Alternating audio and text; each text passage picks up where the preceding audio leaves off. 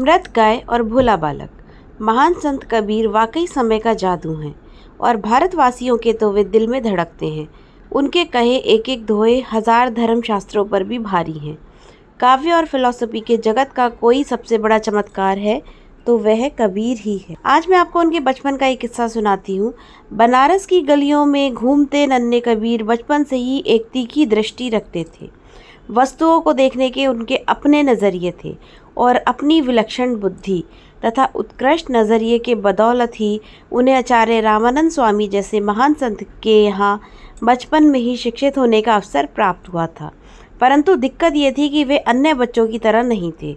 वे हर बात पर न सिर्फ शंका किया करते थे बल्कि बात बात पर सवाल भी पूछा करते थे। एक दिन ऐसा हुआ कि उनके गुरु के पिता का श्राद्ध था। श्राद्ध एक ऐसी परंपरा है जिसके तहत पंडितों को बुलाकर भरपेट भोजन कराया जाता है ताकि जिस मृत रिश्तेदार का श्राद्ध मनाया जा रहा हो उस तक इन पंडितों को खिलाया जाने वाला भोजन पहुंच जाए।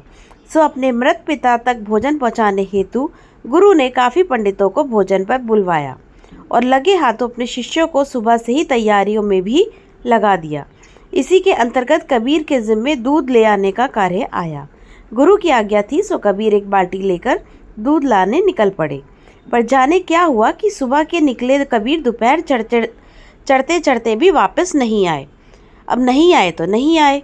गुरु को बिना दूध के ही पंडितों का भोजन निपटाना पड़ा। यह तो ठीक, पर कार्यक्रम निपटने के बाद गुरु को चिंता पकड़ी। वे अपने 2-4 शिष्यों के साथ बनारस की तंग गलियों में कबीर को खोजने निकल पड़े। जल्द ही उन्हें एक मरी हुई गाय के पास बाल्टी हाथ में लिए कबीर दिख गए। वे सर पे हाथ रखे बड़े ध्यान से गाय को निहार रहे थे। गुरु के आश्चर्य का ठिकाना ना रहा। उन्हें समझ ही नहीं आया कि कबीर इस मरी गाय के पास क्या कर रहा है। उन्होंने तत्क्षण जिज्ञासावश कबीर से पूछा, यह क्या कर रहे हो? कबीर बड़ी मासूमियत से बोले, गाय के दूध देने का इंतजार कर रहा हूँ। True knowledge is not found in books alone, but within the silent depths of one's own humble and seeking heart. दूध देती है।